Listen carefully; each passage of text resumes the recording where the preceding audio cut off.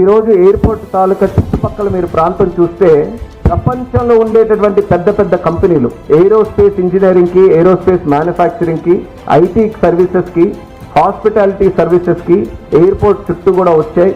శంషాబాద్లో ఏ రకంగా real estate పెరిగిందో చూశారు. శంషాబాద్ నగరమే ఏ రకంగా డెవలప్ అయిందో మీరు చూశారు.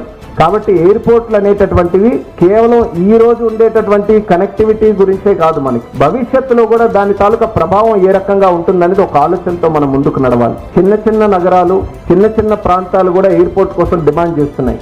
గతంలో అయితే రాష్ట్రానికి ఒక ఎయిర్పోర్ట్ గా ఉండేది. ఎక్కడ ప్రధాన నగరం ఉందో, ఎక్కడైతే రాజధాని ఉందో అక్కడ నుంచి ఒక ఎయిర్పోర్ట్ ఉండాలనేది ఒక నానుడిగా ఉండేది. కానీ ఈ రోజు పెద్ద ప్రాంతం కాదు, చిన్న ప్రాంతం కాదు, ఎక్కడ ప్రజలు ఉంటున్నారో అక్కడ ఖచ్చితంగా ఒక ఎయిర్పోర్ట్ ఉండాలనేటటువంటి ఆలోచన, ఒక యాస్పిరేషన్ ఈ రోజు భారతీయులందరిలో కూడా వచ్చింది. ఒక ఎయిర్పోర్ట్ కానీ ఒక ప్రాంతానికి తీసుకొని వస్తే దాని తాలూకా ప్రభావం, ఆ డెవలప్మెంట్ ఆ ఏరియా మీద ఏ రకంగా ఉంటుందో ఒక్కసారి మనం అందరం తెలుసుకోవాలి.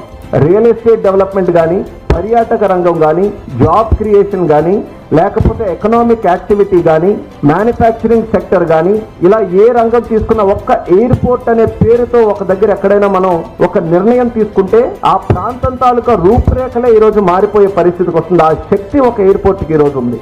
అది ప్రజలు కానీ, నాయకులు కానీ, ప్రభుత్వాలు కానీ ఇవన్నీ కూడా గుర్తించి ఎక్కడికక్కడ ఎయిర్పోర్ట్లు పెట్టాలనేటటువంటి